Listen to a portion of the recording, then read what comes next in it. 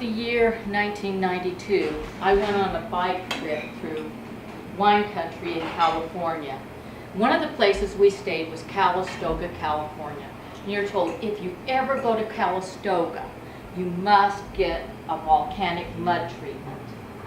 One of my fellow travelers on the trip spoke as the ultimate authority on the subject. She said, I have called all over town, and the best place to get a volcanic mud treatment is at Indian Springs Resort. She said nothing else compares to it. Other places are just going to squirt muddy water on you. And I thought, I don't want that. I want nothing but the best. And I was willing to pay top dollar for my once-of-a-lifetime volcanic mud experience.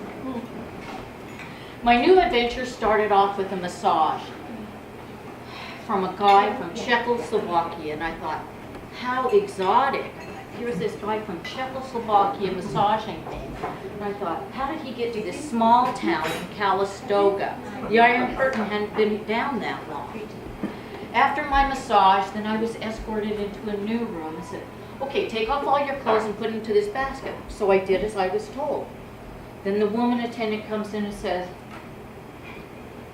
well, I said, where's my towel or robe? And she took me by the arm, stark naked, and started walking with me. And said, you don't need a towel or a robe. Then I walk into a big drab gymnasium room, and it was all lined up with all these individual mud vats in rows and columns. Other nude women were being paraded in.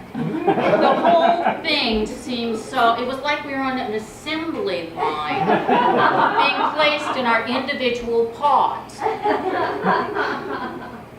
Now, when I go to the gym in Salt Lake, I see naked women prancing all over the locker room with not a care in the world. I've been to Ipanema Beach in Rio de Janeiro, and I've seen women of all sizes and shapes strutting down the beach in their thong bathing suits. I've been to the Mediterranean, and I've seen women in their topless suits strolling along. But I am not like one of these women. I never get into the hot tub without a bathing suit, and I wish other women wouldn't either. But I was in a situation where I had to say, when in Rome, do as the Romans do. I get into the mud vat, which is like thick cow poo.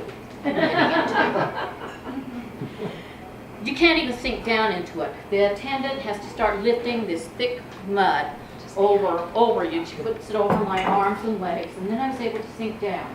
Nothing was showing except my neck and my head.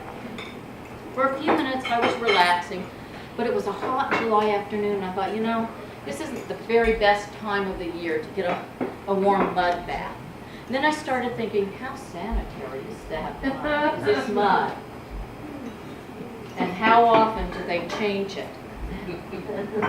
And I realized, I bet they don't change it very often.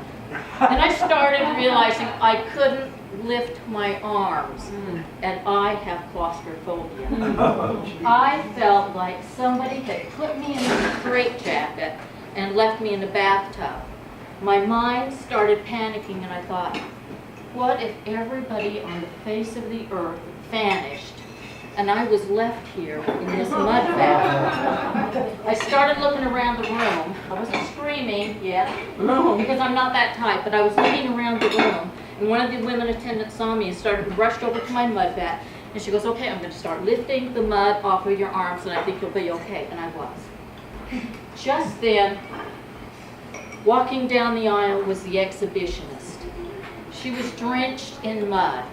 She plastered it all over her long brown hair into a hairdo and wore it like it was a badge of honor. Like maybe she was trying to be Mother Earth. And I thought, wow, this is so great that she is able to transform herself and liberate herself in this kind of situation. That was totally unlike me. But I thought, I'm so glad I don't have to shampoo that out of my hair. Then my time in the mud bath was over, and I can't say I was sorry. I get up, and I don't feel quite as vulnerable because I'm covered with mud. Then they put me in a shower, and I thought, oh man, this is so great. It's got a shower curtain. But the whole thing as I stepped in was just drenched in mud. You really couldn't get squeaky clean in that situation. So I get rinsed off and I walk out, but then again, I'm in my birthday suit. The woman attendant parades me into a new room, and I get into a bathtub of mineral water, and they give me a big pitcher of cucumber slices in it and orange slices for me to drink. So I drink it, and this is really refreshing. I never knew how good cucumber slices tasted in water. After that, then they get me out and they parade me into my last room. They I lay down on a table and they put cucumber slices over my eyes. And I was thankful this time because they put a sheet over me so I didn't have to lay there buck naked. Now, my once in a lifetime volcanic mud experience wasn't all bad. If I hadn't have gone there that day, I would have always thought, man, there I was in Calistoga and I missed that volcanic mud experience. I learned new ways to use cucumbers. I know when I read stories of people sinking down into quicksand, I know what that feels like. I don't listen to the ultimate authorities anymore.